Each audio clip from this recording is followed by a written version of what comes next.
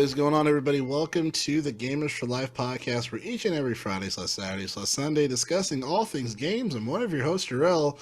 With me is my now PlayStation 5 owner, Arthur Thomas. What the heck? How you doing, man? Doing great. It's doing good. I have a myriad of questions to lead to that, because this is for those of you who are veterans of listening to the podcast, this is a very historical moment where Arthur has crossed over to owning that white fat bastard that I didn't want to own because of myriad of reasons, because of Jim Ryan and whatnot, and it's not really having that game to suck me in. And Arthur has now owned a PlayStation 5. So I'm going to ask you a couple questions to dive in a little bit later. But first, of course, got to welcome Good Man Church in the building. What's good, brother? You're muted, my guy. Oh my God, man, it's always a beautiful day. You know, when I look outside and see so much freedom beaming down on us, it's just that fills my days, man. I get the sense of liberty, and I have the courage to feel freedom. It's been good. There you go. Sweet smell of democracy up in this Zoom room here. Oh my gosh. So Arthur, what the fuck, man? You got a PlayStation 5? What's going on? Leave him alone. Like, he's fine. He came towards the light. It's okay. Couple things. Our Sony ponies will stick together. It's all right. Nah, I'm not. Here's the thing. Walk your listeners through this. What happened? Okay, first off, I was like I'm not really like a hard Sony guy. I'm a gamer. I feel like this is Phil Spencer trying to explain something. No, because for Xbox. We're releasing 5 games. 4 games. I can't tell you which ones. This is the first time I've been a Sony owner since the PS2, the most selling console in video game history. Welcome back. And there's only really one reason why I'm back. Is Helldivers 2. Just call it what it is. I've been on. There's been times where I've almost bought a PS5 before. Like I said, Drill, you were there. That 1E3 where Knights of the Republic remake was shown at a Sony conference, and this was like just that timing was like weeks, maybe within a month of me going back and beating Knights of the Republic. I Googled my phone. And I almost stopped what I was doing to go to Best Buy right then and there to buy a PS5 in advance before the game even came out. I was like, oh shit! Before the game even came out, I was like, this game got announced. This game's probably going to come out in a year. Well, therefore, I must buy a PS5 today. Like that was my mentality for that game. Like you've been thinking about portraying for over a year. Dude, you need that right bitch. You know what I'm saying? Hey, bro, you saw those curves on the PS5 and you enticed. Like, ooh, daddy. Well, first, buying out the box, you gotta lay that bitch on its side. Let's talk about that. You gotta spend money for a stand. Like, you just have to spend money to have your console exist in what should be its default position. Well, if you would have bought PS5 day one, it would have came with a stand. I'm just saying. Day one? True. What do I look like, a Stadia owner? I don't fucking know. No, you look like a PS5 owner. No, I like Joe and I have been in the trenches. Like, why I never buy a console fucking day one. You wait for that. You wait for those patches to roll out. That day one patch exists for games and fucking consoles. But no, like I've said it, and Joe went back to kind of say it, is like, every now and again, there is a game that's worth buying a console for. For me, it was almost Star Wars Knights of the Republic remake. For Preston, it was Gotham Knights, U. And then the game that finally pushed over the edge, Helldivers 2. Holy shit, this game is so fun. I have no regrets buying this console. I have no regrets. No life in the game on the weekend. I'm already leveled like 23. I remember I hopped on and church was like hot shit, level 10. Now it's hot like shit. Like we're talking about. And I was still hot shit. Okay. Now it's like, I don't know. You're no longer the superior now officer. Arthur's the tour guide for the game. Level 23 chief. You're master sergeant. That's nice. How do you kill which has no life? I don't. There you go. Dude, like, and it's been perfect because like the plus like for me, I can't speak for like a lot of people would. What's up? Hold on. I just, before you get into Helldivers 2, Jarrell, I'm saying, my boy is a PS5 owner, and a game of service, a live service player. Like come over here, Jarrell. You'll be over here one But day. this is what I've He doesn't been- have to. I'll This is play what devil's I've advocate. this I'm is on what the I've fucking. Oh, I was gonna say, but this is what I've been saying. Software moves hardware. If you have that game with value, people will come, people will spend the money. I've seen like this is a very historical moment, as mentioned already in the podcast. And I remember, I remember like I mean, even for like last episode, me, you and me, Church were just like, yo, like really wish I could play, you know what I mean? I'm just like, fuck, figuring shit out, and then I just see pictures of a console and a controller. I'm like, holy shit, he fucking did it, you know what I mean? And at first it was the remake of the Knights of the Republic, and I was like, holy fuck, I was like, is Arthur really considering getting a PlayStation 5? And obviously with all the Jim Ryan shit, we were both just kind of like, like, nah, fuck that shit, yo. But now his ass is out of office, fucking Final Fantasy Rebirth. Arthur can play that if he fucking wanted to now. And it's a crazy, crazy world out there now. My boy Arthur's a couple months from Final Fantasy 14. That's all I'm trying to say, bro. That's all I'm saying. Let me be very clear. Yeah, that's I will additional never, factor. Yeah, no, it's not. I will never touch Final Fantasy 14 and PS5. Why? It's already coming to Game Pass. Fuck that shit. I mean, like the first 500 hours are free on PlayStation. It don't matter where you put it. I don't know. you can choose. You have the choice of like, which one makes sense for me. Yeah. I was gonna ask you, like, since you've held an Xbox controller for the majority of your gaming life, how does it feel holding the PS5 controller? What are your thoughts? It's bigger than I remember. Like I think it was the PS4 was like the first kind of big-ish shift from like what a PS2 controller felt like. And I remember because I remember there were days going from the Xbox 360 controller. Because I remember going from PS2 to Xbox 360, adjusting to that controller, and then going back from an Xbox 360 to a PS3, like playing at my friend's house, my neighbors, whatever. I'm like, fuck, this controller is so small. It's like, like Zoolander. What is this? A controller for ants? And then now, I don't know. I don't feel that. Like I do remember vividly, just remember holding a PS3 controller after holding an Xbox 360 controller for hours and be like, it feels different. But it's nice. It's nice. I like it. And here's the thing, Jarrell. It's like, I'm not saying I'm not feel at home, brother. It's okay. It's like there's a difference between saying I bought a PS5. I think he likes it. There's a difference between saying I bought a PS5. No. I bought a Helldivers 2 machine. That's what I fucking bought. That's what I fucking bought. Okay. Okay. That's what we're gonna call it. Oh, Jesus Christ. Because you guys are saying, Final Fantasy Rebirth. I'm like, I don't give two shits about Final Fantasy Rebirth. I bought this as a Helldivers machine. Drell bought his Xbox for a Starfield machine. This is the Helldivers 2 machine. I'm making mine a retro gaming console for now. There you go. PC.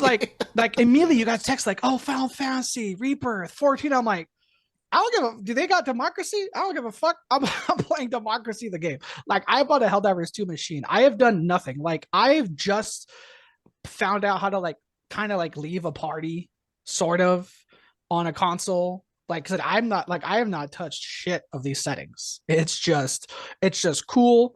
I got my internet set up. I got the premium. I don't even know what the fuck it's called. Premium Plus, PlayStation Plus, PlayStation Now. Plus. Essential. There's essential, premium, and then extra. There's essential, extra, then premium. There we go. So the correct statement would be: I have PlayStation Plus Essential. Correct. Yeah. See, I don't know what the fuck I'm paying for. It's just like I'm playing Helldivers. It works. I don't give a shit. But yeah, no, my Helldivers machine is working great. Well, I'm happy as a PS5 owner welcoming somebody else into the Blue Brotherhood. This Blue Brotherhood is loud. That is like when you hear your console through your headset, you're like, "What the fuck is that?" Yeah. Like Sweet smell of PlayStation. There you go. Sweet sound of PlayStation. Hey man, it's gonna be a step. You're gonna play Helldivers 2 as you should, and then come the next Sony showcase. Oh yeah, I could watch this. Oh wait, I could get this eventually. I can play this. This is. Oh wait, I get free games every month for PlayStation Plus, so you can just download and non-essential, bro. Yeah, you do for Essential. You do. Oh, you cool. Oh, sweet. Yeah, every month they have 2 free games, and then you can just add them to the library forever. So I've been doing that since the PS4 days. So Good I to mean, know. yeah. So like, I think this is a good, dip your toe in. I mean, actually, you dived in. Actually, I think you didn't dip your So, toe, dude, it's like how you jump into hell, feet first. That's how I fucking jumped into a PS5, man. bro. It's just welcome. I mean, I like the PlayStation 5 controller. I think Xbox is still better. I like the offset analog sticks, but the PS5 controller has a lot of cool things. I know Arthur's enjoying them already. And that is to even though his headset may break on him, he can disconnect it and he can talk through this bad boy because there's a speaker. There's no more like communication. You'd be like, oh wait a second, guys, I got That's this. pretty cool. If Yeah. my That's how headset I was breaks, communicating to Jesus, you and man. Ellie without you guys knowing. Dude, I was Yeah. like put down. I was so The beer. pissed. I was Like, who so was that? pissed. For those not aware, the day one I got my PS5, I got my headset because the Xbox that I have now, this Xbox Comfy $25 version, they had at this local Best Buy. And I was like, if I get a PS5, I have to get a headset. Oh, thankfully they have my headset. Let's go. I come back, bam, headset's not working. Brand new $7 2-year Best Buy warranty. Here God, we go. Here we go. Back in. We're back wasn't in the working. bullshit. It wasn't working. It wasn't working. But I Sony found got you out covered. If it breaks, Yeah. you just use the controller. that- yep. Now all I have to do is not break the Get controller. some earbuds and you're good, buddy. That's fine. Yeah, it was like it's made for Arthur. All right, I'm done. Yeah, it is I'm nice. done, I'm done. It is nice to know that if I break this $25 headset or if it stops working, which a lot have, that again I can just do boop controller because that's how you play it right now. It's like I don't feel like it's up because sometimes, let's be honest, sometimes I don't. I have a big ass head. We talked about this. I have just medically speaking, I have a big ass head. Sometimes I don't feel like wearing a headset, so it's nice to know I don't have to still talk to people. That's a new experience. Again, as a big head owner, that's a nice plus. Like if I were to go online to Best Buy and go like 5 stars, if someone's buying this for a gift or their husband or their someone, it's like by the way, if you have a trouble buying headsets for this person, they don't need one. It has a mic built into the controller. It's like that just helps. Oh, I was going to ask you too, from a streaming perspective, didn't you say that it was pretty easy to stream the gameplay On YouTube. using the PlayStation? Yeah. 5? So, 'Cause I remember you're like, oh wow, look, this is a lot, like pretty simple to do, Yeah, because you have to Yeah. broadcast for YouTube and Twitch. It's not as easy just going straight to Twitch too, because there's the option. What are your thoughts? So Xbox. So for me, it's like it's 1-to-1. It's for me. I think it's just as easy. The only difference is on Xbox, you can only directly stream to Twitch, Mm. whereas on Sony PS5, you can directly stream to YouTube or Twitch. I don't know if you can do both. I haven't done that. I haven't fucked with it because we haven't gone live on Twitch in a while. You But mean concurrently broadcast both? Concurrent? yeah. I got you. Okay. So I haven't tried that. So I mean, so on that thing, it's like I said, it's 1-to-1, but it is, so like I said, I think it's just as easy. Like when I was used to stream on Sea of Thieves and stuff like that from the Xbox to our Twitch account, the Sony PS5 streaming from the Sony to YouTube. Yeah, I think, like I said, I think it's 1-to-1, just as easy. The only difference is, one has another program to use, which I like because I think YouTube's, I just call it this. I think YouTube's the better thing to stream, but another time. But Because I like it. even the audio is a lot clearer. Like, because I've been watching these Helldiver gameplay, like just like seeing you guys fuck around and shit, shooting up aliens. Like the audio from everybody from their headset from these recent streams have been very clear. When when you did the streaming on Xbox, it was a little difficult to hear everybody. So like the quality of like seeing the visuals and like hearing everybody, like it's pretty entertaining just because everything's so clear. So I don't know what how, why, but it's pretty. I don't know neat. why either, because neither Twitch on Xbox nor YouTube on Sony have I fucked with the settings. So you're right. The direct party audio does come through better. Yeah, I can hear on everybody, Sony's YouTube, which is crazy. Yeah. versus Xbox, you have to like tweak them of like, okay, do you hear me more? Do you hear the party more? But yeah. This is a cool feature too. I know you're new to PlayStation 5, but so instead of giving achievements, you get trophies, right? Mhm. If you're playing a game with the homie and you're in a party, not only does when you get a trophy, it captures the video moment. Saw that. Yeah, and then when you go back to play it, you can actually still hear the audio of you talking to your friends, I which did is notice that like, too. yeah, it's pretty cool.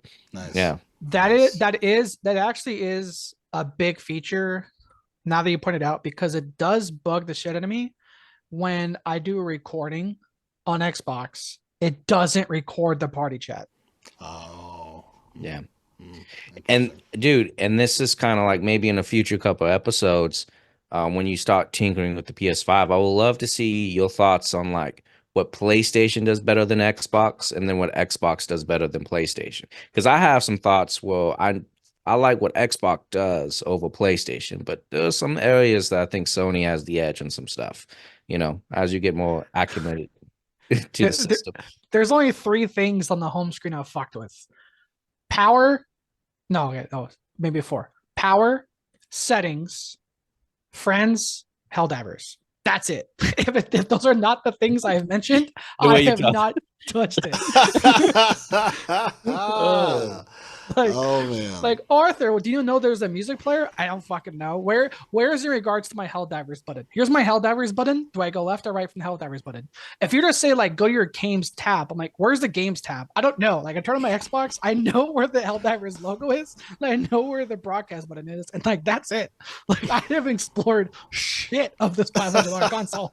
Bro, It is a your Helldivers machine. You said it's just a Helldivers machine, guys. Don't worry about it. It's like Phil Smith. It's only 4 games, guys. That's it.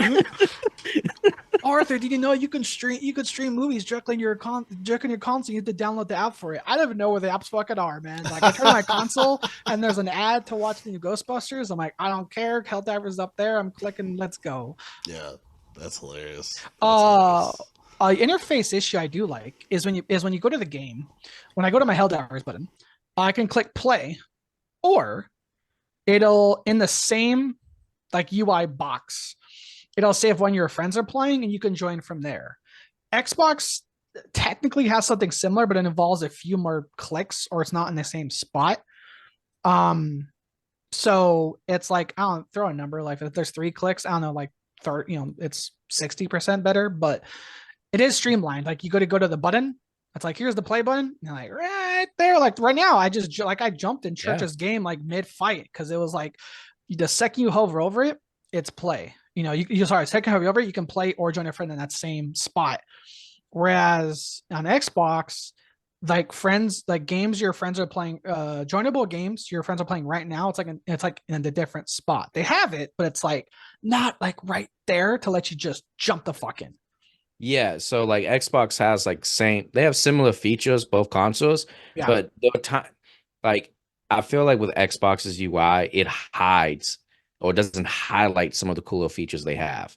Like they have the same thing that you just described, but it's not when you hover over a game, unfortunately. So which I wish they would do. Especially a makes it easier. fast-paced game, like Helldivers. Like oh, Church is right there, bam, just join game and just jumps in. Again, it's like you have to make an effort or you have to be actively looking. Like you have to be actively looking to see what friends have joinable games. Like click, click, click, Sea of Thieves, click, click, click this. It's like, I want to play a Sea of Thieves. I don't care who has a joinable game in Borderlands 3. I don't care who has a joinable game in Call of Duty. Like which of my friends are playing this game right now. Yeah, in Xbox you have to learn it as opposed to just discovering it. Yeah, there's different things. Like I said, there's different things like they both have or different spots like UI. Like yeah, don't get me wrong. There's things that Xbox does superior than PlayStation. I have those notes too. I'm with you, bro. Yeah, I won't. Yeah, I won't. Yeah, I'm definitely not the stage yet where I can rattle off like Arthur. What do you think about this? Like, again, it is like I still don't even know the difference of. Okay, I have a question. General question, Church. If I'm on the home screen of my Sony PS5 home console dashboard, Sure. if I press the touchpad button, does it do anything? The touchpad? No, it doesn't. Okay, cool. Now You can sometimes use it to swipe between like the games if you enable that feature because it acts as a mouse pad, right? It does. And I don't know what other games take advantage of that touchpad, but when you're in the thick of it in Helldivers, you're trying to run from patrols. and I can use my left hand on my left stick to just run, and I can use my right thumb as a mouse pad to like map out our route, because you can use I can use the mini map as like a mini mouse, as like a mini like laptop touchpad. That's awesome. I love it. Yeah. And you can click it in and it acts as a button too. It's a great feature that I think every modern console should have, like, to be honest with you. It's a good control. They make a decent control, bro, with you. But all Sony PlayStation first party games, they have a mandate to use every feature on the controller. Yeah, so haptic feedback, touchpad, swiping, like for Ghost of Tsushima, right? Jarrell, that you want to get. If you play with the PS5 control, once you kill an enemy, you swipe left on the pad, and he will like clean his blade and put it back and kind of stuff. That's cool. Yeah, so it's like you're swiping away. It's how you play music. They integrate the feature a lot. So it's a gimmick, but they at least stick to it for the first party games. Yeah. That's still cool. That's still a cool feature. Because again, I feel like when people mentally picture a samurai fight, they picture the fight, then the fucking cleaning of the blade on their sleeve, their thing. Not to go into all the features one for one, but one I am still adjusting to, and you kind of mentioned it. So haptic feedback, now that I've experienced it, that's just weird PR talk for it vibrates differently. Or the right stick or your R2, it feels like you're breaking the controllers. It feels like you're forcing the clutch in. You're like, I'm getting more used to it now. But the first time I started firing my controller, I was like, sure, I'm asking church, dude, hey, my controller feels weird. Am I like, no, that's a haptic feedback, man. You're good. Exactly. Like, what the fuck? I was like, no, my R2 doesn't work. It doesn't want to go all the way down, or it feels different. You got squeezed. The recoil's too much. Because on the Xbox controller, it's like a right trigger. So you're pulling in towards your controller, towards your fist. Whereas on a PlayStation, you're like pushing down. So, but from years of playing Xbox, where I'm used to like pulling in like an actual fucking trigger, to this, pulling down motion, which this like in the haptic feedback, where it's like a half pull, but a full pull, and a full push, half push. Again, it's just like, it's like you're fuck up the clutch on a stick. You're like, okay, it's working. I think I'm in second, but it's making noises. We're moving. So yeah, that takes a little bit to get used to for that. I will say a quick feel. I do like the right trigger. I will say I do like the triggers more on the Xbox controller, but I do just something different that just hits different about, the quote unquote founders, the true founders of the L1 R1. That's just like I still refer to the Xbox things as L1 R1 instead of left bumper, right bumper, like left button, right button. So yeah, there's little things, but yeah, that half R2 L2 pool, it's still adjusting that. I'm not a complaint. It was just, again, like knowing me, like, oh, I'm breaking it. No, it's supposed to feel like that. Okay. Yeah, I'm excited for you to experience it, especially because Helldivers 2 doesn't really take advantage of all the haptic feedbacks, to be honest with you, because it is in the triggers, but throughout the entire controller as well. So when you're walking, the vibration's a little bit different, especially with the first party game. So you'll get to sense that, and it helps with the immersion, especially with like opening doors or something. You kind of feel that more of that power fantasy that you get from like powerful characters. So it's fun.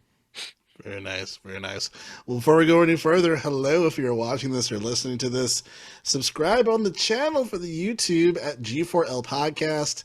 And then be sure to listen to the podcast as well if you prefer to listen to the audio episodes on the podcast application of your choice. Arthur, of course, does the streams for Helldivers 2 and anything related to game streaming on the YouTube channel as well. And anything else Gamers for Life related, you can go to Linktree linktree.com/Gamers for Life, the number 4 life, our one-stop link. Here at the Gamers for Life podcast, we read the news while you can watch or listen to what you choose by clicking on the links of the time code within the description of the episode, so you can go to what you want to watch or listen to, or you can hang out with us here at the Gamers for Life podcast. And I would be a fool, Arthur, if I didn't ask you how you like Helldivers 2. Is it all you hoped for? It's all I hope for and a little more. It's a leap, dude. It's a leap to buy a $450 console for one game. Like it's a leap. I'm nervous. You know me. you know me. I'm like that crazy balance of hyped but nervous and indecisive. So that like mental hour, I was like, oh, should I? Like you guys were there for the chats, and then like I'm happy I did it, man. Like I'm nearly a week in to being a PS5 owner, and of a AKA Helldivers 2 machine. Helldivers 2 was worth my purchase. If like, and the crazy thing is, I've like church kind of knows them now. I officially made like my first rando Sony PS5 friend through Helldivers, who was also a fellow Xbox refugee who also bought a PS, who also finally he's at now the guy I was talking about, he's on a PS4 before, so it wasn't so much as a leap for him, but he's been holding out going from PS4 to PS5 because he's been playing his Xbox One, and he also made the leap to the PS5 for Helldivers. And dude, Helldivers, man, it's so fun. They make you earn it. Like there's like it's almost not when I say there's DLC coming out or like an update, but it's just part of the game. It's like part of like a patch. It I don't know if this game has seasons, but the word season isn't used. It's sort of. Um, I haven't played a true like live service season game like this probably since Halo and Overwatch, and I mentally burnt the fuck out those bridges. This game's so fun, dude. I don't know. I don't keep saying it's so fun over and over again, but like mechanics wise, like this game encourages cooperation. There's so many games that you can play with randos and strangers, but I just don't. I'll play solo or put that shit to random. Like even Remnant 2. I loved playing Remnant 2, but Remnant 2 was still a game where I played by myself unless one of you guys or my friends were playing. Helldivers 2 is like, dude, you're playing Helldivers 2 by yourself. What are you doing with your life? Like play with other people. Democracy and freedom needs to be shared.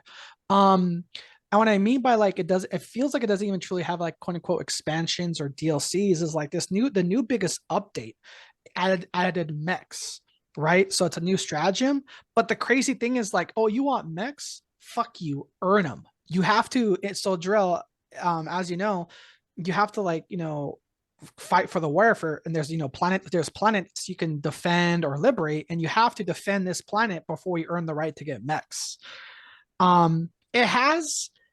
It reminds me of Power World a little bit because Power World got shit because it quote unquote copied everything from everything.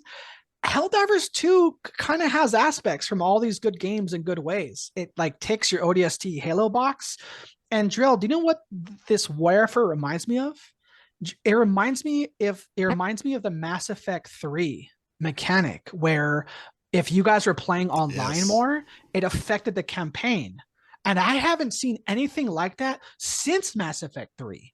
And this warfare did that, but did it in a better way. It's like you feel connected to the planet. Like my favorite planet is one of the jungle planets on the Terminated section, and every time that shit's almost about to be taken, I'm like, no, I don't want to lose my jungle planet. So you just jump in, you got to defend it, hold it off. You can see how many hundreds of thousands, plural, of people are playing it. It's ridiculous, man. The unlocking system feels rewarding. It doesn't like there is. If you want to brace it down to its base level, yeah, you can say the word grindy, but it's still fucking fun. It's exhilarating. It's fast paced. It's crazy. It's not boring because there are games that are grindy and fucking boring. This game may technically by definition be grindy, but definitely not fucking boring. Hell the fuck no. Because it's rewarding. That's rewarding. Very rewarding. Mm-hmm. Yeah, very rewarding. You grind it out, and whatever you buy makes the game better. Yeah, it's good. It's definitely to me, I feel like, I mean, I don't want to jump hoops too much, but I feel like this is the best live service game I've played in a long time, if not ever, to me. I'm very selective in my live service games. Yeah. I don't play everything as much as everybody else. But to me, it's the best online experience I've had probably since like playing Mass Effect 3 or playing Gears, with you guys online. I just think it takes, for it being this live service model, it just feels for everything when it comes to the detail of what you're doing, the planets, you really feel like you're a part of this Helldiver society, and I haven't said freedom. The word freedom and democracy. So frequently. I've like even past these few elections, like I haven't even said those words. You know what I'm saying? So like I'm so invested as far as just like, oh, sweet liberty, watch out for these aliens. You know what I mean? Like it's just so engrossing. Like I love the detail. I love the little minute details it has. As far as like going onto the ship and, you're like kind of like frozen in like this ice stuff as you're like being, taken onto the board, the dock of it. Hey, welcome, hill diver. You're updating your weapons and then seeing outside where it looks like it's a living, breathing like ecosystem that you're in. And Church pointed this out too. It's like, oh, once you select your plane, like you can see the movement of the ship. I'm like, that is so fucking cool. And even just the process of getting in your thing, getting in your pod, shooting that bitch down, and whether you're playing with 2 or 3 people or 4 people, the cinematic shows the pods going down as the music goes. I'm like, you guys are doing everything fucking right. I was like, this is so engrossing, and yeah, to your point, Arthur, it can be considered kind of grindy, but it's in the right way. You know what I mean? It's like, look, if you have a bunch of fucking monsters coming at you, yeah, you gotta kill these motherfuckers and you gotta do X, Y, and Z. You know what I mean? So I'm incredibly impressed, especially when it came to me first not really knowing what Helldivers was or whatever, just since the trailer, and then on to like me like spreading it like the gospel. It's like you gotta buy others. Like I was talking to my friend about it that I've known for like over 20 Spreading that years. freedom. Yeah, I'm like, do you want to spread democracy? So have you heard this? Today. Have you heard this thing called freedom and democracy? Well, guess what? Freedom isn't free. You gotta fight for it. It's just so good, dude. The memes, the videos, the culture, the shorts, the community. It's so good. One thing I will add to your thing, Jarrell, I think this is the most fun I've ever had playing a seasonal, quote unquote, seasonal based or like, what's the word? Battle pass. This is the most fun I've ever played a game with like a battle pass. Cause like, again, live service games like Gears, playing with Jarrell, Borderlands, we've gone on different things that are in the live service category. But for me, again, I can't think of the most fun I've ever had playing a game like with a battle pass. I bought a fucking console for it. Yeah, I mean, the battle pass is pretty unique. I don't know if it's the first one to ever do something like this. I know one season Overwatch did something similar in terms of it, but it's not linear. I mean, you do have to spend a certain amount of medals, but you get a page, you can choose the items you want from that page, and then you move on to the next one. I think it gives players more freedom to pick the items they want and progress at the speed that they want to as well. So it's rewarding in that sense. But Drew, go ahead. No, it's just like for like me knowing Arthur as long as I've known him, like as far as like the game, it has to be such an engrossing experience. Like the one thing I know, like Arthur, if he can have an engrossing experience, especially with co-op, playing with your friends, that is Arthur's bag, and that's my shit. And he will fucking invest if that that itch is scratched. You know what I mean? So it's like seeing him go through that process of, oh my god, I gotta get it, you know what I mean? And you were just in your fucking leveling up crazy fast, and I was like, oh shit, Arthur's on the shit, you know what I mean? Like I have to catch up to all you guys. This is so fun. And I'm just really proud of the team, like the dev team, like for creating such a dope ass experience, and then just making those alterations too. Because like there's some people that are bitching, complaining about certain things, but it's like the overall aspect of the game experience, dope. And then I think it's great too that I'm able to play along with you guys, especially when it comes to the crossplay functionality. Me having a PC, because I'm still like the stubborn, like I'm not sure yet, but I have a PC. You know what I mean? And then like I was trying to figure out if I could actually play the goddamn game, and I'm like, oh, you know what? I actually can play it. So being able to play with you guys has obviously been amazing. And I think it just goes to show, like, like Sony, like, continue to have games that have crossplay functionality with PC. Now they're going back on the horse of investing in a PC, because Jim Ryan first said he was, and then he reneged, and then fucking sales dropped and people got fired, and he was like, oh, I'm retiring, bye. And he went back and he went away. So now they're going back to invest in PC, and And yeah, at least having more crossplay, at least with PC and PlayStation. Obviously, we want the main dream would be with, of course, Xbox as well. I think we'll get there in the future, but at least having that consistency with crossplay with some of games that obviously have that. So let's just continue that drive, man. Let's just continue it. So, yeah, very dope, very dope stuff. Any lasting thoughts on Helldivers before we go to the next topic? Yeah, I It's mean, worth I'm my overall just enjoying it, man. Gaming with the homies, the guy, our podcast, the other friends. To you guys' point, like even in our group chat, we don't even say, "Do you want to play Helldivers?" We just be like, "Freedom?" Freedom. Question mark. Like Freedom I, with a I, question mark. yeah, all the people in my circle that want to play Helldivers, it's always just freedom. And like, we know we put on the suit. I feel like the guy in the commercial at the beginning of this game. So it looks familiar. Yeah, it's just a fun game, and I'm glad you guys are enjoying it. I mean, I know you guys are always skeptical when you see live service next to it, and you guys gave this a shot, and you guys are like, enjoying the game. I think it's going to be fun. I hope it comes to Xbox one of these days. And technically, it's a PlayStation first live service game in a while, so it's going to set the standard. I'm curious to see what other service games that come out. Like, what is Marathon going to look like when Bungie comes out? I think we all have an idea, but maybe Helldivers can like change that path, But it's fun. Jarrell, you got to come back into the game. We're going to get you to the difficult level of Yes. extreme. That's Even if right. we fail it, bro, the amount of money you earn is just worth it in experience. It's a ton. It's a lot of good. It's good times. Absolutely. I think that's the interesting thing too, as far as seeing how Helldivers is going to influence these other games too, right? Because what was it, like 11 live service games from when they initially announced? It was a Obviously- ton. Yeah, obviously that number has changed since then, but still, when it comes to the games that are going to be coming out, like Marathon will be coming out. That is obviously something that Sony is going to continue to invest in, regardless of how many layoffs that happen. Marathon is going to happen, and I really hope that Sony does look at, or just not just Sony, but just the industry really looks at Helldivers and tries to, just really analyze as far as like, okay, why are people having so much fun? X, Y, and Z, and I feel like I wish people did that with Baldur's Gate 3, and maybe that's kind of apples and oranges, but I feel like it was the complete opposite with Baldur's Gate 3. Arthur and I I remember we were talking about it, and like, yeah, like instead of people saying like, wow, like this is a really great title, congratulations to the devs, it was like, well, we can never do that. You know what I mean? Like everyone was just, like every other company was just like, no, not us. You know what I mean? It's just like, wait, what the fuck? Like there's a great game in the community. People are having a great time, and all you can fucking say is like, well, we can't do that. That's not realistic. I'm like, well, someone's fucking doing it. You know what I mean? Like they even had other platforms available to play for the fucking game before the end of that year when they won the game of the year and all this other shit, and no one even knew it was coming.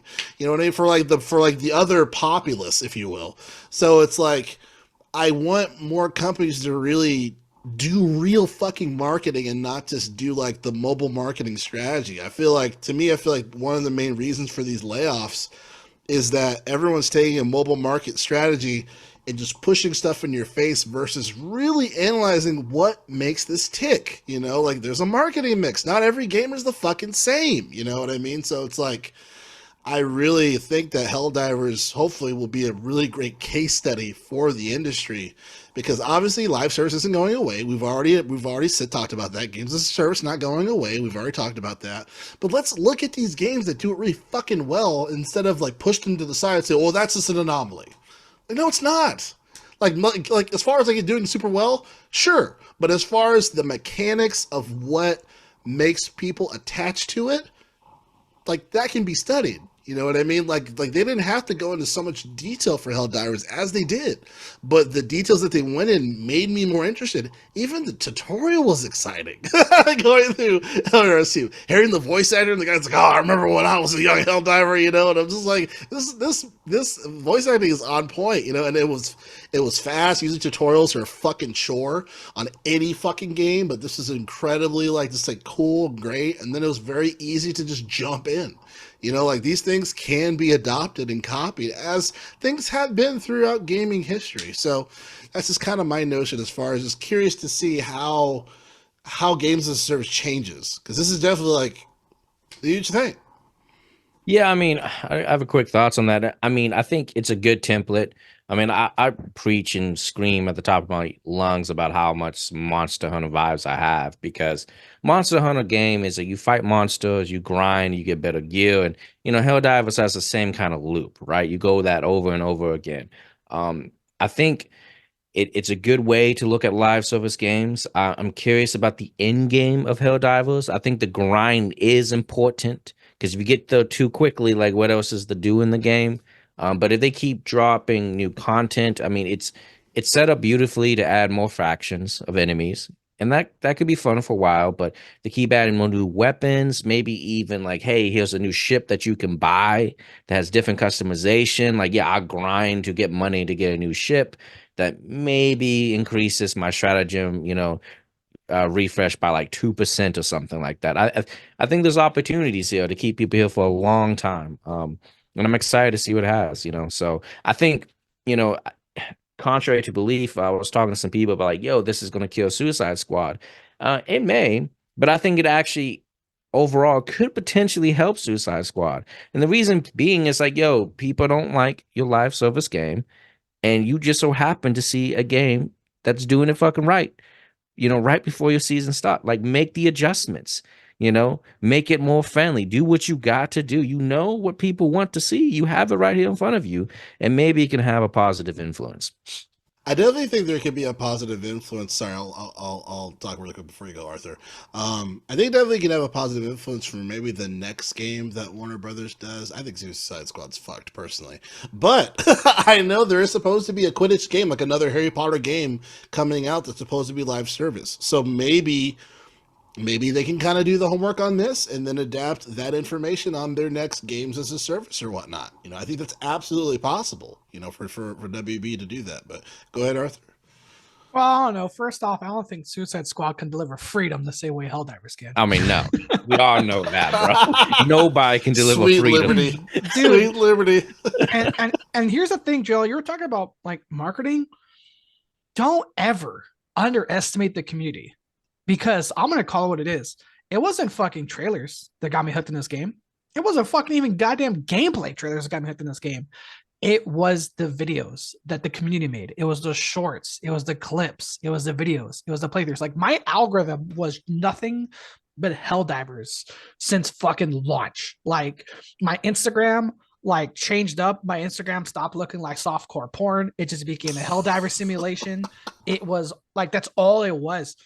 And it's one of the few times where I feel like the Patriot Act and Smart Cookies did like a good thing to get me to buy this fucking game, because it really wasn't at all like the game. Like, we saw the gameplay trailers. Like, I saw the last gameplay trailer before this game dropped. And I'm like, yeah, the game looks fun. Again, right, Mally, it's cooperative. It's cooperative. There's strategy. It's cool. But I'm like, I can't buy it. Again, right before this game dropped, they had the gameplay trailer. I'm like, yeah, I'm not gonna do it though. And then wham, all the shorts, all the memes, all the Vietnam fucking memes, all the compilations of Q, like Platoon and every like 80s fucking War Pigs, Black Sabbath, John Fogerty, all these like songs and 80s like played over these clips. I'm like, fuck, this game just looks so fun. Another thing, so that was one thing I wanted to that's mentioned too, is when it comes to marketing, like, again, don't ever underestimate the community and the power of memes and GIFs and shorts and videos. The other thing too, Gerald, you talked about the tutorial. Couple things. I haven't died in a tutorial in a while. And this game was like, hey, you should crouch. Okay, I'm not dumb. I know how to crouch. You walk into a wall of turrets. Oh, if you don't go prone, your turret will kill you. And I didn't remember the tutorial because I even just right now died during a last match, Church. I died to my own turret. The turret was facing forward and started turning around, and I was like, oh, whatever. I saw. I was like, damn, there he goes. Like, oh, fuck. He forgot his training. The other thing too with the tutorial is, I don't know what it is. It's just the tutorial was funny, Drew. I will say that was one of the first funniest tutorials in a long time. Like, yeah, it was like the opposite of that that scene in Full Metal Jacket, because there's a scene where you have to like reload and you're like, God damn, that's the best reloading I've seen in the history of this army. It was like, oh, Goddamn straight it was. like, oh hell yeah. And then you have to chuck a grenade. You have to chuck a grenade. Are you a professional athlete? Jesus Christ, this man could throw. Did you see that, guys? And I was just like, oh fuck, let's go to war. Yeah, He's yeah, so awesome. yeah. Dude, that tutorial sucks you in, man. You know, my final thoughts is because a group of my buddies are just kind of hardcore play versus play or PvP stuff, and they're playing this game now. And I think what makes Helldivers 2 special is the difficulty. It brings a challenge, and it encourages you to climb. Like, can we get to the highest difficulty? And can we get there? And once we're there, can we dominate? You know, that's the goal. I want to get there. I want to dominate, and I want to get all the experience and all the money. So Great point. do not make an easy game. Make a challenging game, because gamers love to be challenged, just like for From Software games. You know, don't make it like brainless and, you know, where you don't Yeah. have to think. I love where they make it where, like, and this might be an obvious thing, but I guess I've seen games where it's like it becomes optional and then it becomes annoying. But I love it where they make it where you really have to communicate with the people you're playing with. You know what I mean? As far as to get the job done or whatever. Like, I love that. You know, I know we've all had experiences where we've played games where some people do the objectives, some people just fuck around. Some people punch each other, you know, or it's just like, guys, get the fucking objective. How are we gonna fucking win? You know, like The ship's attacking us. What are you doing? yeah, like, Arthur, are you hiding in a barrel? You'll never find me. like I know for like Battlefield 3 and 4, like that would always be a thing. It's like, oh, I got these fucking guys that won't do fucking shit. They won't, you know, the fucking objective. You know, but I love for Helldivers, it's like, yo, like you need to communicate with the people you're with. You need to come up with a plan, and then like exactly like you said, it's a great point as far as like the stronger difficulty, more of the reason, like, can you do this? You know what I mean? And I just remember, when it was you and I played church, and like we're like running to the extraction, and it's like there's a fucking ocean in front of us, and I'm like, we're not gonna make it. It's like 5 minutes, so we had to go all the way around. And I'm like booking, and you're like, Gerard, I need help. Gerard, I'm sorry. Man left behind. I'm just warming it up the extraction. I'll come back, I swear. Dude, You know, I it's love so this game funny. reveals like the different tactics of people. Spoiler, if you can't tell, if you're fighting and dying and the extraction's ready and you're calling for help to drill, if you're expecting to turn around and see Drill fighting by your side, he won't fucking be there. No, he won't. He'll abandon you. He'll be like, I just "No, I lay just cover." followed the blue line. I followed the blue line through the sky. I was like, take me. Like, oh, that's cool. That's like a you problem, but the extraction's over there. So I'm about to be on that team. Yeah. Your team involves death. It's scary. This team involves a nice, cushy extraction. I'm going to go over there. One thing I did want to talk about, too, is the difficulty. I did want to just briefly talk about that. The devs openly said upping difficulty doesn't turn their enemies into bullet sponges. It's not because you change the difficulty setting. Oh, all of a sudden now it takes 6 shots to kill them instead of 5. Oh, all of a sudden they're faster now. All of a sudden they're bigger now. No, they openly said that increasing the difficulty just increases the types of enemies, the different waves, all these other things. But no matter what difficulty you're on, the very is the first difficulty number like 0 church or 1? Because it's trivial. it's wild. Oh, yeah. It's Yeah. wild to play a game and your first match, you're like, fuck, this is tough. And when you survive and the game's like, congratulations, you unlocked easy. Easy. I've never Oh yeah, seen that. I was so offended, bro. I I was- was like, I recommend easy. I'm like, fuck you, Helldivers. Dude, not even recommended. You unlocked the ability to play easy. I'm like, what game is this? What are we playing? Oh god. How many more do we have to go? Oh, all right, we have a ways to go. Like, and then you think the game started because, oh, I unlocked easy. The game started. Oh, and you play easy. Guess what? You unlocked medium. Congratulations. Now do it again, dude. Like, it's wild to like have your first match be crazy, and then the game's like, congratulations, you unlocked easy mode. That was such an intimidating fucking screen. Yeah. I love what you said too, Arthur, as far as like how the characters, they don't get like stronger or whatever. It's just more variety of various monsters. And that makes a lot of sense too, especially if you do have a a team of 3 or 4, and you're all various levels, and you got that one guy that's like, hey, let's get fucking level 7, let's get him, let's get some fucking samples in this bitch, you know what I mean? And it just makes it more of an enjoyable experience for all parties versus like, okay, we're gonna play against level 55 monsters, and then like that guy keeps getting fucking killed. So like, very smart tactic there. Dude, I'm level 23. Church is like 21, 22. We were just playing with this level fucking 9 homie, just fighting for his life. Yeah, he was the strongest space cadet you've ever seen, boy. How many respawns did you have to do? we almost died. We got through all of them. Oh, really? Okay. Because we were all getting wiped, but he held his own, man. And to Arthur's point, it's just because you can kill enemies at that level. I mean, we keep him protected. I bring down the guard dog to make sure he's kitted out. He has some more bullets on his side. Give him a battle buddy. Everyone needs a battle buddy. You guys just ran look for samples. I was like, wait, help! I don't care even if your person doesn't have a mic. If you're playing Helldivers, find a battle buddy, because even if shit's the fan, doesn't matter if your person's not talking. Remember, never leave your dropship without a battle buddy. Right. Dude, there's so much to this game. Like, again, like I said, church said the difficulty, just something about like a bullet sponge mechanics is like we're over, because it's like, why is this like, there's some boss fights or some like missions where it's like, hey, why is this like, hey, is this hard? No, it just takes forever and it feels like a chore because this thing's a bullet sponge. You're not dying, you're dodging the attacks, you're hitting the crit shots, you're hitting the counters, you're hitting the parries, you're doing everything right. But like that boss fight, that encounter, that firefight just takes forever because they're like a bullet sponge. Like, I almost felt that playing the Division 2. The only reason I ever played the Division 2 because it dropped on Game Pass. But I'm sitting there like, how many fucking times do I have to shoot a human being with a 50 caliber? Like, what the fuck are we doing? And then the Division 2 just says, hey, that thing you just did, do it all over again. And Victor and I, that's one of the first times Victor and I ever, like 3/4 or halfway through a game, be like, we literally have to do the whole thing 1 for 1 over again, but now it's harder. No new map, nothing new, just better, more bullet spongy enemies. And we walked away. We uninstalled that game. Like, we uninstalled the Division 2 because we're like, okay, I don't want to deal with more bullet sponges. So again, I think that's in, the million one things that Helldivers 2 does right. To its core, like, gameplay, that's a difficulty setting I wish more games did. Avoid bullet sponges and just increase the difficulty, and not like that. Because like I said, Church is like 9 homie. It's like, hey, whether he's a level 1 shooting an infant bug or level 30 shooting an infant bug, still takes the same damage.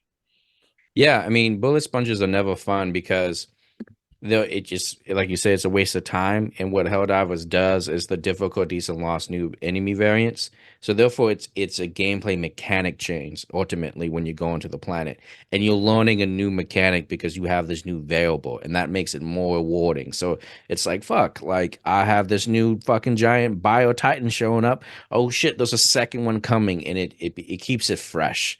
And I think that's a smart position that the devs are doing, is introducing new mechanics, new enemy variants, every difficulty to keep it fresh and rewarding each time.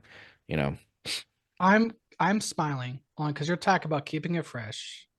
New enemy types. We talked about this. When this pod's over, you guys will help me do my level 8, my extreme difficulty against the automatons. And you think bugs are hard? Oh my God. I've only dealt with bugs, man. Oh my God. That's my war front. Robot, the automatons make you miss the bugs. There's all these memes of like the war front against the Terminates. It's some guy like, oh yeah, this is nice. He's walking through, he's picking roses, he's smelling the flowers, and it's like the most average fight against automatons is like fucking hellscape. It's Vietnam, it's World War.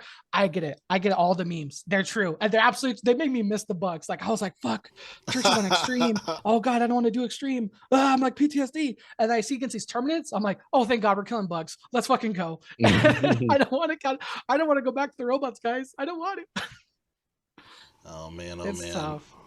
But yes, again, indeed. One last thing I will add to, again, this game could go on forever. I can't think of another time where, I mean, I'm sure there were, like Remnant 2, sort of, but like I can't think of a time where like a sequel came out like this where no one's, I would say, I want to say almost no one has heard of the first one. Yeah, I mean, like, this is Helldivers 2. Like, I didn't play Helldivers 1. I didn't even fucking heard of Helldivers 1. Yeah. apparently Helldivers 1 was like a top-down shoot 'em game.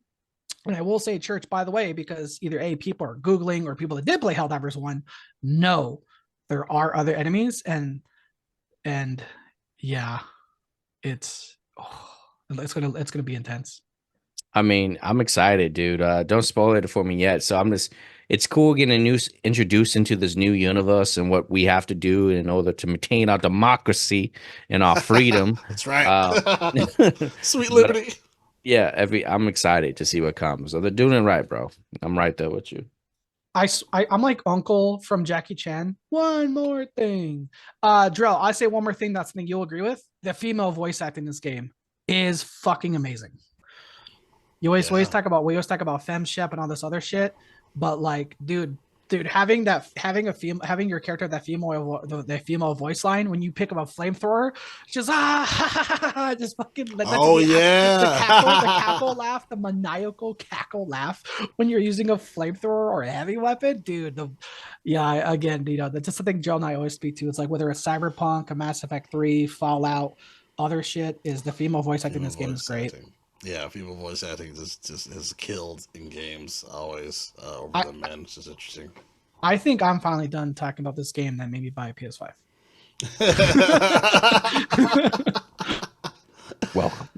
welcome. Yeah. So I mean, one of the things too I wanted to talk about. It's kind of a lighter show today, but one of the things we did put in the chat was the official cover art or the poster rather for Fallout. It's coming out around the corner. It's not going to be on Amazon Prime. I know we had some mixed thoughts on what we thought as far as what it looked like. Are you guys excited for the Fallout series, or more skeptical, nervous? Question first. Have you guys seen the newest trailer that dropped yesterday? No, I haven't. Okay.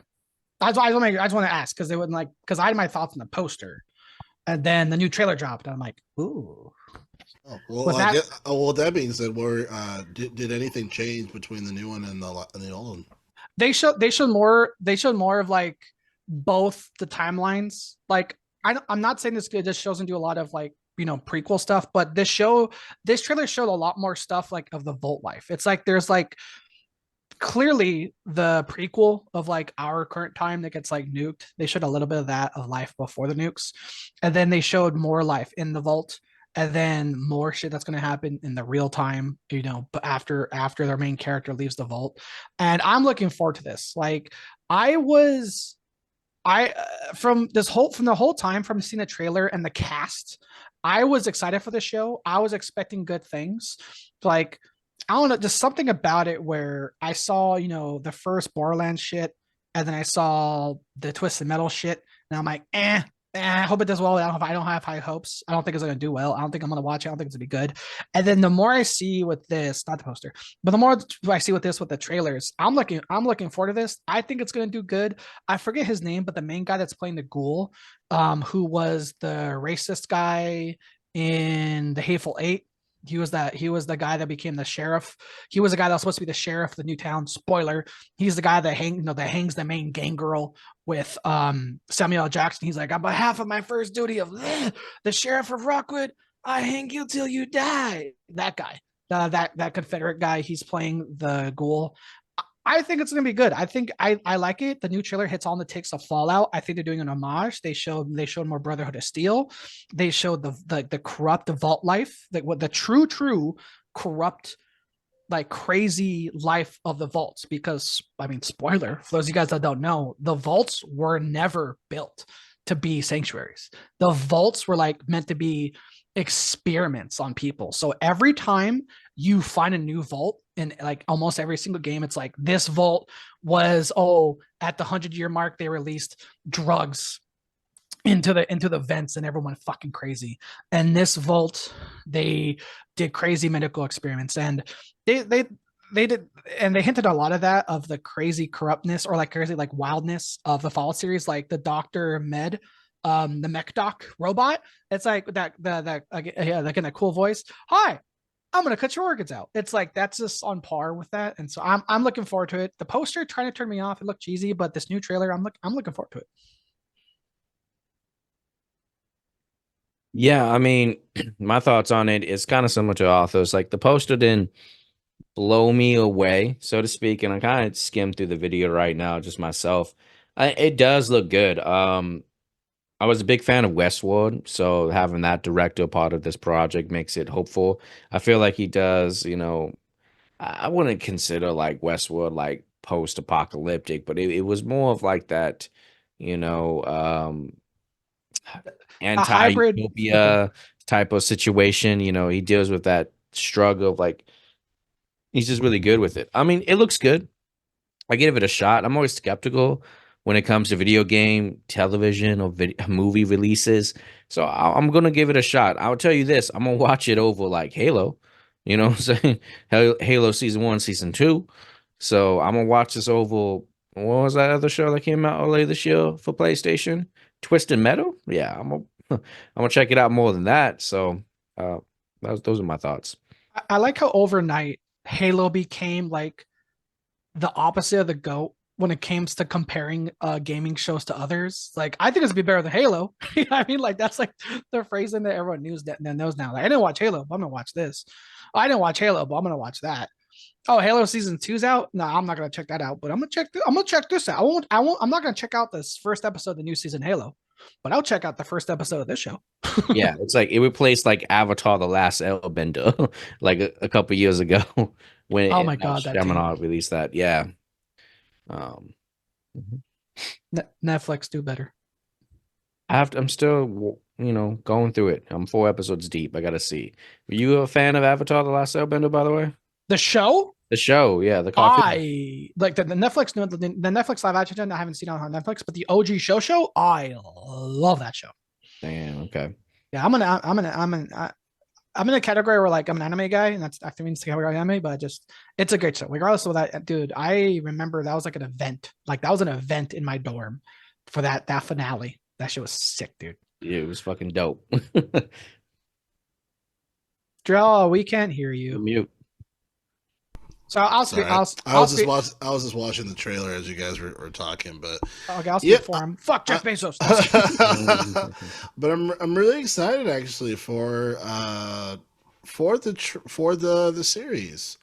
There's a lot of detail that has been taken from the game when it comes to like the nuanceness, the environment, and put into this without being like a hokey, like, oh, did you see that? Did you see that? Like, it's just kind of there. It seemed like there was a lot of care creating the world, and like you said, Church, when it comes to the Westworld, really creating this world of the world of the environment and everything. It definitely was a huge thing. I was a big fan of the first season of Westworld. It kind of got a little weirder as the show went on, but first season was like a classic to me. But really excited.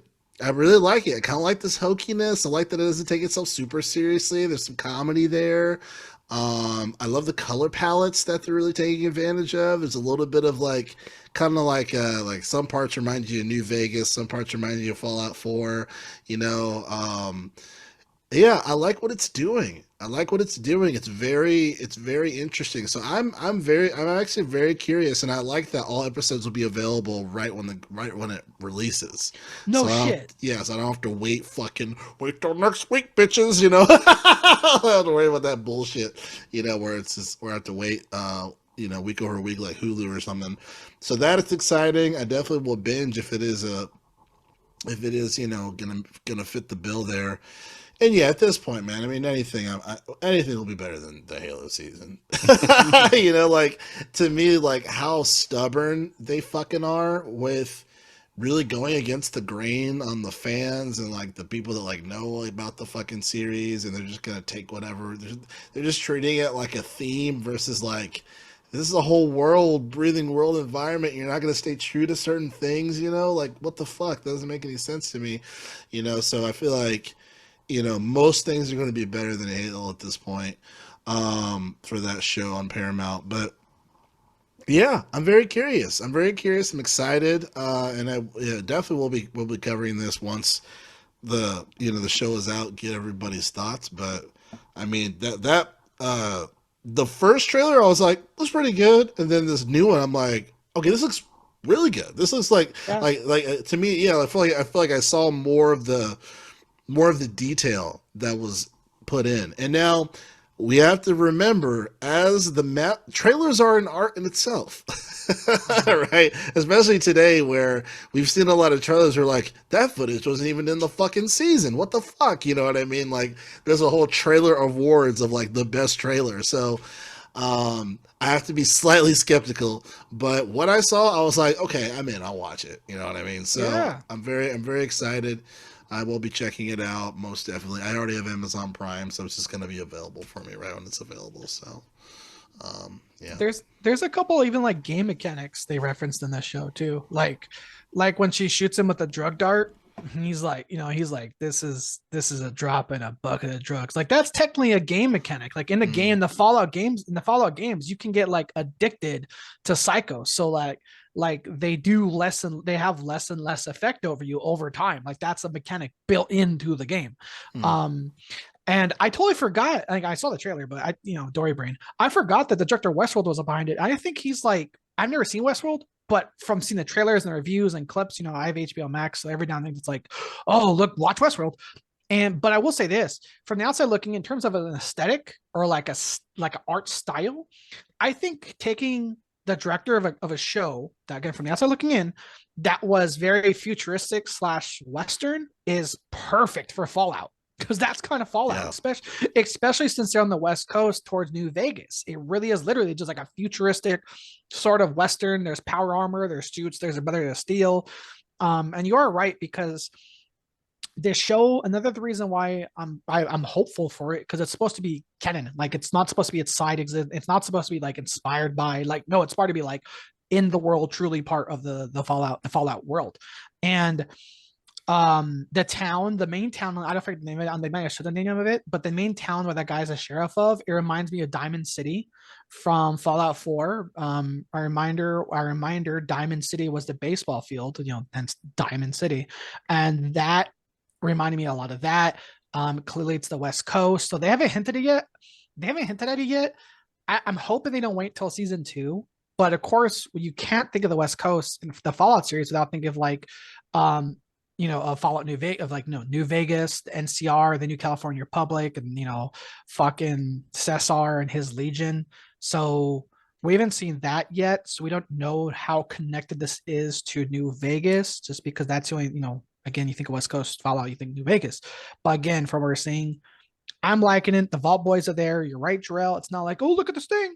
Look at this fucking reference, which I still say one of my most hated and annoying shots of that was, I think it was in the movie Solo, where there's like a whole small scene about a gold dice hanging from the thing. It's like the whole, like, buy this thing. Oh, it's a reference to the thing. Buy it, merch it. You'll fucking overpay for it. And I'm just like, I immediately remember that scene vivid, just like, cool. We just saw like a 40-second commercial for this fucking dice that everyone's gonna fucking buy now. Can we get on with the fucking movie? And I didn't get that feel. I didn't get that feel from this. Like, yeah, there was a Vault Boy, the little Vault Boy figure, but it was like to the corner, to the side. It wasn't like, oh, it's a thing, buy it, look at this. So it looks good. Yeah. It's funny, every time I see that guy, I always think of the Shield, because he was like a shitty cop back in the day. So every time I see him, I always think of his character from the Shield. But yeah, I'm excited. Were you gonna say, Church? No, I wasn't saying anything. Yes, sir. So, any lasting thoughts before we we close? I'm okay with this being a Helldivers deep dive. We talked about Arthur and his reasoning for getting a PS5. Yeah, I got a PS5 for one game. We were not going to fucking talk about it. So, by the way, spoiler for a video list for your video listeners. My background up until now has been a wallpaper from Starfield. That shit is fucking Helldivers 2. Yeah. I think if I see like some fucking like, say if like the Snake Eaters Delta, if it's like super badass and there's certain exclusives for PlayStation, or if they do make the first one, like, redo it HD or whatever, and it comes out this year, that might pee my pants to buy a fucking console. So we'll see. There's just little things. They just gotta twist my titties a little bit. See, church is saying to come over. I don't know if you'll twist your titties, but I'll be the guy that's like saying, you can wait. Like I said, I didn't buy a PS5 to enjoy the PS5 experience. I bought a PS5 for one fucking game. One thing I will say I will say, Helldivers 2, one thing about Helldivers 2 I will add that I think it's worth mentioning. It's only $40. It's only $40, not a full price $70 game. Church, and to Drell's point, you were saying you want the original, like Metal Gear Solid 1 to come as a remake, console exclusive. Yeah, and not Twin Snakes. Fuck Twin Snakes. Hold on. Fucking Twin Snakes was good. What are you talking about? The voice acting is terrible, bro. No. Compared to the first one, what? Terrible. Bro, terrible. I stand on that till I push daisies, bro. No. That's a whole another episode. Twin Snakes was amazing. Voice acting is trash. The game looks good. The voice acting is fucking trash. That Sniper Wolf scene, if you compare that to the one from the PS1, first one, the original is light years better. Light years better. I'm gonna have to take a deep dive tonight because I played fucking years better. Twin Snakes, the one for the GameCube, brother. That's the one. Yes, trash. Like, the gameplay is good, but the voice acting they redid, and it's not as good as the original. It's not. And that's a to me, that's like 60% of the involvement of the game. I'm hearing constant dialogue through this fucking game. Yeah, it's not as good. I mean, I'm very picky when it comes to voice acting, especially with Kojima games, like, because you're hearing that, like, religiously throughout the fucking game. But yeah, I can, and the thing that sucks, too, is that some of those characters passed away, I think, since then. So they got to hire, I assume, new people to cover those voice actings. But so if they do Metal Gear Solid 1 remake, or call it Outer Heaven or something like that, I was like, oh shit, who's playing Snake? Solid Snake. Oh fuck, that's the big question. Well, David Hayter's still around. I know. I think I like Keith better. Really? He said like 5 things, bro. It was so good in Phantom Pain. I was against it, but I think I like Keith as the new Solid Snake. Really? Yeah, I mean, he's still around and it's iconic. He's around too. He's smoked. Yeah. He has a great voice. Obviously, I mean, I'm one of those 24. I was a fan of the 24 series. Bro, I watched all of them. We can stop. America, everything one day. Shit, that was like the prequel to Helldivers. What are you talking about? Exactly. Where's the disc? Right. For liberty. In the next 24 hours, you'll watch me save freedom. It murdered a lot of people. I will say one take to add to new voices taking over. With the DC animated universe, I think the guy from Supernatural is doing a good Batman. Because Kevin Conroy, he passed, but I don't know if Kevin Conroy officially retired for being Batman because clearly he was the voice in Suicide Squad. But the shorter brother, the shorter older brother, he had a job always until he died, bro, as Batman. Facts. He's arguably the greatest, one of the greatest anime voiceover. He is. But what I'm saying is, I think the guy that's voiced the last couple for the DC animated universe, the shorter older brother from the Supernatural series, I think he's been doing good with that mantle of the roles he's had for the animated universe. He is Batman because he was. In one of the animated films, he was Red Hood. Yeah, exactly. He was Red Hood. Damn, he's done Batman. He's done Batman a few here. He's done Batman a few here and there. I want to say he was Batman and then Justice League Apocalypse Dark. Oh shit. Okay. No, he's been. Yeah, he was Thomas Wayne. That's crazy. Yeah. No, he was Bruce. What Apocalypse? That's when his dad was over it, right? No, Apocalypse Dark, Apocalypse. The latest one where everyone fucking dies. Apocalypse War. Oh, Dark Apocalypse. I got you. Yeah, it has a long name. Where they reset the universe. Okay, I'm yeah. My bad. No, you're good. That's all I was like, that one where everyone fucking dies. But the reason I brought up Snake Eater, not Snake Eater, sorry, Metal Gear Solid, is Church. You're saying that more and more, first party games have to utilize all the controllers and tying in all the crazy mechanics that the original Metal Gear Solid games are known for. Dude, as a guy that's new to having a controller with a microphone, I would love to see them do some shit like that. Like You have to solve a puzzle by talking to your mic on your controller or You gotta something like speak that. into the recorder Bro. or whatever.